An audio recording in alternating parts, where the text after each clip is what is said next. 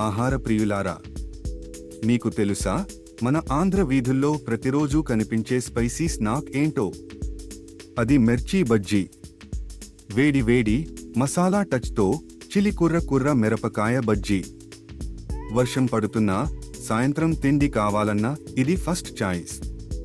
ఇది కేవలం బజ్జీ కాదు, ఇది జ్ఞాపకం. కళాశాలలు, బస్టాండ్లు, ఎక్కడ చూసినా ఒక బజ్జీ బండి ఉంటుంది. పెద్ద మిరపకాయలను బేసన్ మిశ్రమంలో ముంచి వేడి నూనెలో కాల్చితే కర్ర కర్రగా, స్పైసీగా, వెనక నుండి వచ్చిన తీపి టంగీ టేస్ట్ సూపర్ హిట్.